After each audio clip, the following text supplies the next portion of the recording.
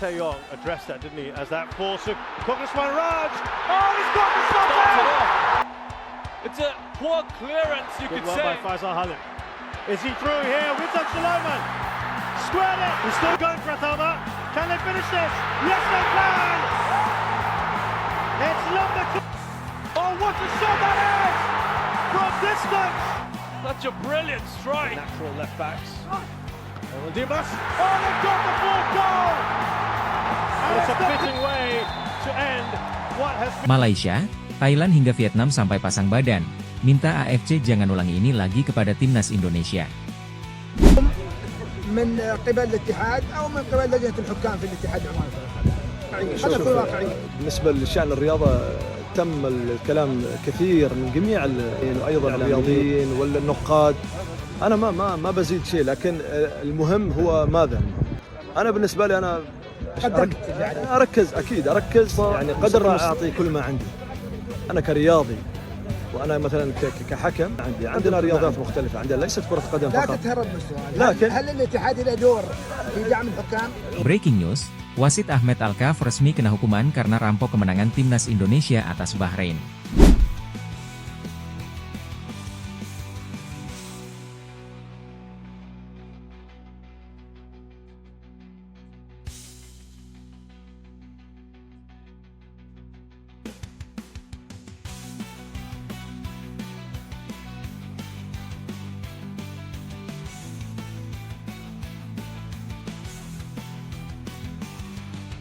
Like Crystal Palace got that environment that you just want to give your all for the badge, for the club, and for the fans as well, are very good. Jaino Riedewald susul Kevin Dix dan Kelvin Verdonk yang gabung timnas Indonesia setelah satu tim di timnas Belanda U19.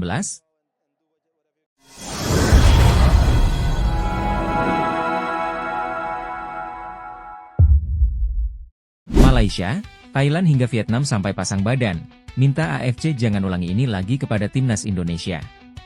Riuh pertandingan kualifikasi Piala Dunia 2026 yang mempertemukan antara Bahrain kontra timnas Indonesia seakan tidak ada habisnya untuk dibahas. Terbaru, negara-negara Asia Tenggara seperti Malaysia, Vietnam, dan Thailand sampai ikut pasang badan untuk negara tetangganya, timnas Indonesia. Timnas Indonesia diketahui bisa saja mengeklaim kemenangan di depan mata sebelum akhirnya wasit Ahmed Alkaf memberi tambahan waktu selama 6 menit. Namun, fakta di lapangan justru berbeda. Ahmed Alkaf baru meniupkan peluit berakhirnya pertandingan ketika memasuki menit ke-10 waktu tambahan. Hal inilah yang kemudian membuat pemain hingga staf pelatih melakukan protes keras ke pasar wasit sesaat setelah pertandingan berakhir. Suporter timnas Indonesia di media sosial pun turut melampiaskan kekesalannya kepada wasit karena atas hasil itu, skuad STY gagal menjadi runner-up grup C. Kabar ketidakadilan wasit kemudian mendapat tanggapan dari sejumlah negara-negara Asia Tenggara. Mereka pun memberikan rasa solidaritasnya terhadap timnas Indonesia. Dari Malaysia, mereka pun menyoroti wasit Ahmed Alkaf yang sering memberikan keputusan kontroversial saat memimpin laga di Asia, terbaru ketika laga timnas Indonesia. Hasil imbang 2-2 memicu ketidakpuasan banyak pihak termasuk pelatih asal Korea Selatan, Shin Tae-yong. Pasalnya, banyak yang tidak puas dengan kualitas wasit asal Oman, Ahmed Alkaf, kata media Malaysia, makan bola. Pun halnya Vietnam, media setempat merasa terheran dengan keputusan wasit Ahmed Alkaf yang baru meniupkan peluit melebihi tambahan waktu yang diberikan. Ketika Indonesia memimpin 2-1 hingga waktu normal, wasit mengumumkan perpanjangan waktu 6 menit. Namun, pada akhirnya bola bertahan hingga menit ke-9 dan Bahrain menyamakan kedudukan lewat tendangan sudut, ditulis media Vietnam, Soha.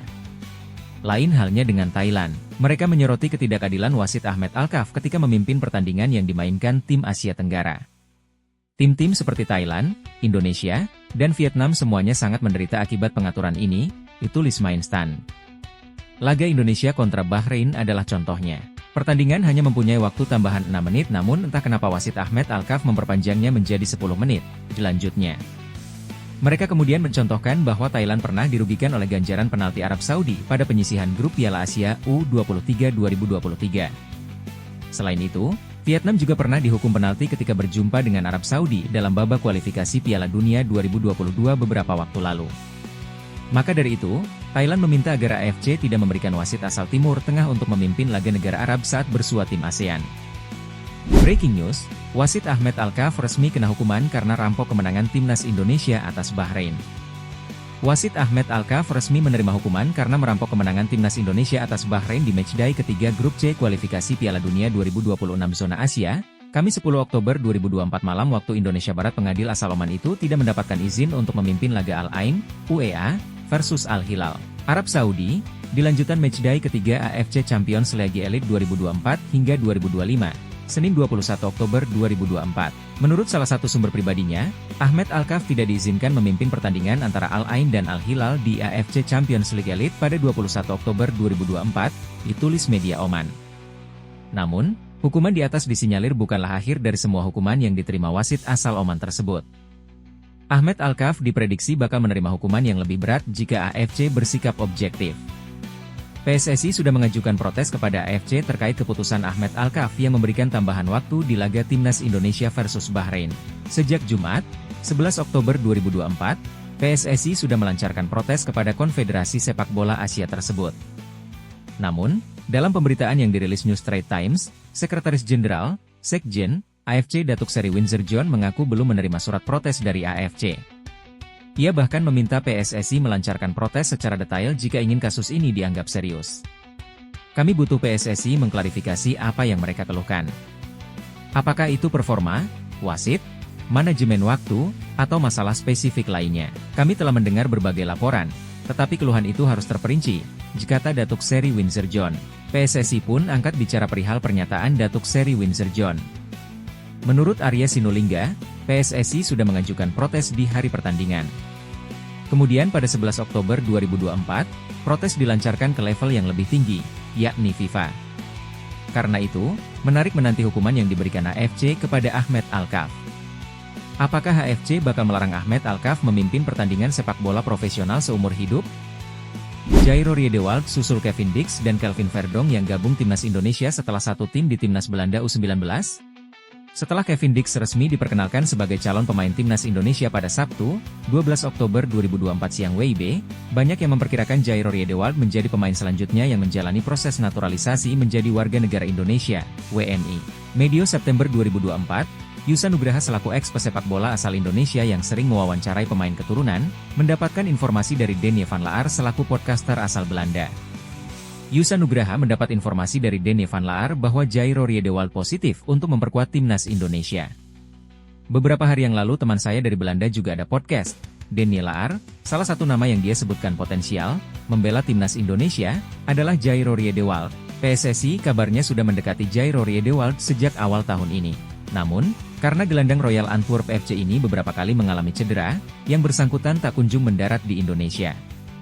Banyak yang berharap Jairo Riedewald menjalani proses naturalisasi berbarengan dengan Kevin Dix.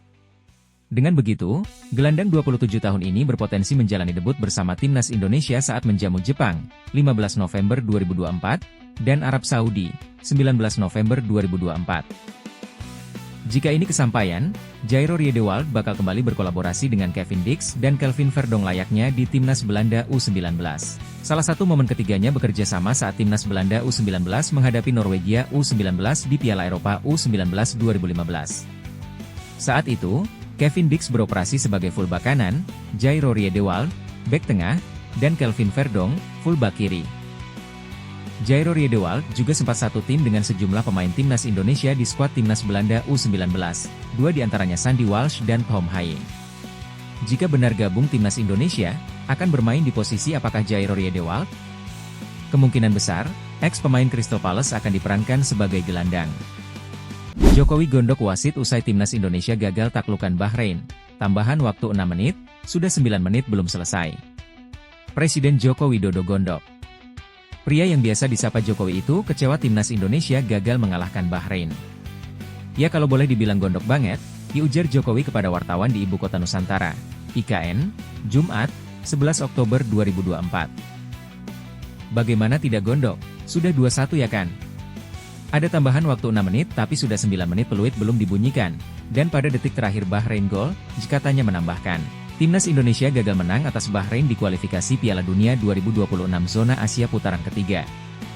Skuad Garuda terpaksa bermain imbang 2-2 di Bahrain National Stadium, Riffa. Timnas Indonesia kebobolan lebih dulu oleh Mohamed Marhon pada menit ke-15.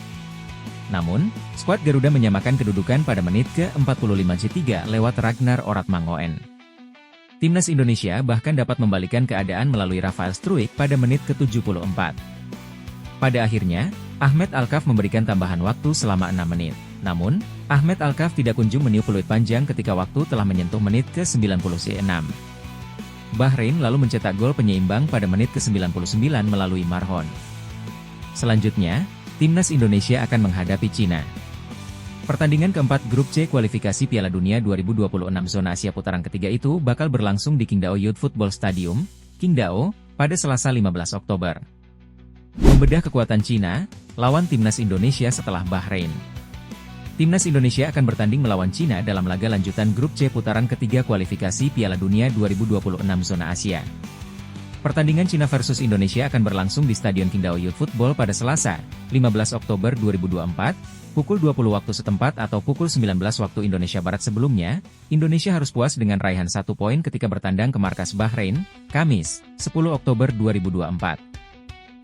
Hasil ini menempatkan Indonesia pada peringkat kelima dengan 3 poin, 1 tingkat di atas Cina yang belum mengantongi poin.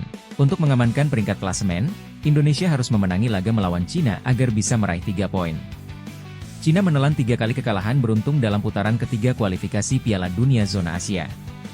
Negeri tirai bambu ini bahkan menelan kekalahan telak dari Jepang pada Kamis, 5 September 2024. Di depan pendukungnya sendiri, Jepang yang tampil dominan berhasil membantai Cina dengan skor 7-0. Cina kembali kalah pada matchday kedua saat menghadapi Arab Saudi di Dalian Suoyuan Football Stadium, Cina pada Selasa, 10 September 2024. Pada pertandingan ketiga, Cina harus mengakui keunggulan tuan rumah Australia pada Kamis, 10 Oktober 2024.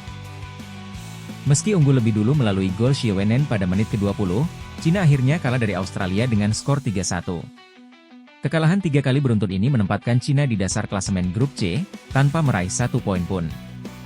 Meski menempati dasar klasemen, ranking FIFA Cina masih unggul daripada Indonesia. Saat ini, Cina berada di peringkat 91 dengan 1.254 poin, turun 4 peringkat dari periode Juli 2024. Ranking Cina juga sempat stagnan pada Februari hingga Juni 2024, dengan menempati peringkat ke-88. Bila dibandingkan dengan Cina, selama sejak September 2023, grafik peringkat FIFA Indonesia terus mengalami kenaikan. Peringkat FIFA akan kerap berubah tergantung dari performa masing-masing tim. Poin akan dihitung berdasarkan hasil pertandingan, baik menang, seri, maupun kalah. Ada atau tidaknya perpanjangan waktu, penalti, dan level pertandingan juga ikut memengaruhi. Timnas Indonesia dan Cina sudah bertemu sebanyak 17 kali. Dari 17 kali pertemuan, Indonesia hanya meraih 3 kali kemenangan, 3 kali imbang, dan 11 kali kalah. Berikut catatan head-to-head Indonesia versus Cina, 12 Mei 1957, Indonesia 2-0 Cina, FIFA World Cup, 2 Juni 1957, Cina 4-3 Indonesia, FIFA World Cup, 23 Juni 1957, Indonesia 0-0 Cina, FIFA World Cup, 5 Mei 1971, Cina 1-2 Indonesia, Presidents Cup, 11 November 1981, Cina 4-2 Indonesia, Kings Cup, 3 Maret 1986, Cina 2-0 Indonesia, Kings Cup, 25 Agustus 1986, Indonesia 0-3, Merlion Cup, 20 Februari 1986, Indonesia 3-1, Kings Cup, 7 Agustus 1988, Indonesia 1-1 Cina, Piala Jakarta, 8 Februari 1991, Cina 3-1 Indonesia, Turnamen Merdeka, 20 April 1992, Cina 2-0 Indonesia, AFC Asian Cup, 16 Oktober 2000, Cina 4-0 Indonesia, AFC Asian Cup, 13 Mei 2001, Cina 5-1 Indonesia, FIFA World Cup, 27 Mei 2001, Indonesia 0-2 Cina, FIFA World Cup, 21 Juli 2004, Cina 5-0 Indonesia, AFC Asian Cup, 15 Oktober 2013, Indonesia 1-1 Cina, AFC Asian Cup, 15 November 2013, Cina 1-0 Indonesia, AFC Asian Cup. Erick Thohir resmi salaman dengan Kevin Dix, segera perkuat timnas Indonesia. Ketua Umum PSSI Erick Thohir sudah terlihat bersalaman dengan Kevin Dix. Erick Thohir mengatakan bahwa Kevin Dix akan bergabung dengan timnas Indonesia. Kevin Dix merupakan pemain terbaru yang akan dinaturalisasi untuk memperkuat timnas Indonesia. Darah Indonesianya mengalir dari kakek dan neneknya yang dikabarkan lahir di Ambon, Maluku. Kevin Dix saat ini bermain bersama FC Copenhagen. Pemain berusia 28 tahun itu sudah tampil dalam 18 pertandingan untuk klubnya pada musim ini. Mantan pemain Fiorentina itu termasuk pemain bertahan serba bisa. Selain bek tengah, Kevin Dix juga bisa bermain sebagai bek kanan. Bergabungnya Kevin Dix dengan timnas Indonesia diumumkan langsung oleh Erick Thohir lewat unggahan di Instagram. Makan siang sama pemain FC Copenhagen yang punya keturunan Indonesia, enggak lupa salaman, kata Erick Thohir. Selamat bergabung di timnas Indonesia, Kevin Dix 2, ditambahnya. Kevin Dix akan menambah kekuatan timnas Indonesia yang sedang mencari tiket ke Piala Dunia 2026. Timnas Indonesia baru saja bermain imbang 2-2 melawan tuan rumah Bahrain di babak ketiga kualifikasi Piala Dunia 2026. Pasukan Shin Tae-yong selanjutnya akan menghadapi Cina yang bakal berlangsung pada Selasa, 15 Oktober 2024, pukul 19 malam waktu Indonesia Barat. Media olahraga AS yakin timnas Indonesia raih kemenangan perdana lawan Cina. Media olahraga Amerika Serikat, AS, ESPN, memuji penampilan timnas Indonesia saat berlaga melawan Bahrain pada kualifikasi Piala Dunia 2026. Timnas Garuda tampil di putaran ketiga kualifikasi Asia untuk Piala Dunia FIFA untuk pertama kalinya. Indonesia telah membuktikan bahwa mereka dapat menyamai tim-tim terbaik di benua ini, demikian laporan ESPN. Sebulan yang lalu, pemain asuhan Shin Tae-yong itu membuka laga awal dengan melawan dua tim kuat Asia, Arab Saudi dan Australia. Timnas Indonesia meraih hasil imbang melawan skuad dua negara yang telah tampil di Piala Dunia terakhir itu. Kemudian pada penampilan ketiga, Indonesia mendapat hasil imbang 2-2 dengan Bahrain, yang saat ini berada 53 peringkat di atas peringkat dunia FIFA Indonesia yang berada di urutan ke-129. Bermain di Stadion Nasional Bahrain, Rifah, Bahrain yang mencetak gol pertama pada menit ke-15 melalui tendangan bebas dari jarak 35 yard. Di menit tambahan babak pertama, pemain Indonesia tampil agresif hingga berhasil menyamakan kedudukan, 1-1. Ragnar Oratmangoen mampu memanfaatkan bola muntahan hingga melesat masuk ke dalam gawang Bahrain. Di babak kedua, para pemain Indonesia tampak lebih bersemangat setelah gol tersebut. Pertandingan benar-benar berubah di babak kedua. Indonesia menunjukkan usaha yang lebih besar setelah turun minum, sementara Bahrain tiba-tiba menjadi pasif. Gol untuk Indonesia pun tercipta berkat Rafael Struijk, sehingga timnas Garuda unggul sementara 1-2. Bahrain terus menekan di menit-menit akhir untuk mencari gol penyeimbang. Masuk di injury time, ketika waktu menunjukkan menit ke-99, tendangan sudut dari Bahrain mengarah ke tiang gawang, di mana Marhon berada di sana untuk mencetak gol dari jarak dekat. Media AS itu menyebutkan, drama di menit-menit akhir laga tersebut segera menjadi kontroversi, dan Indonesia sangat marah karena peluit akhir tidak berbunyi. Media olahraga tersebut juga melaporkan, di atas kertas, hasil imbang saat bertandang ke Bahrain, yang mengalahkan Australia pada pertandingan pembuka bulan lalu, bukanlah hasil yang buruk. Namun cara timnas Indonesia gagal meraih kemenangan perdana di putaran ketiga kualifikasi Asia akan menimbulkan kekecewaan. Faktanya tetaplah bahwa Indonesia sekali lagi membuktikan bahwa mereka sangat sulit untuk dikalahkan, bahkan dengan status mereka sebagai tim yang tidak diunggulkan, demikian laporan ESPN.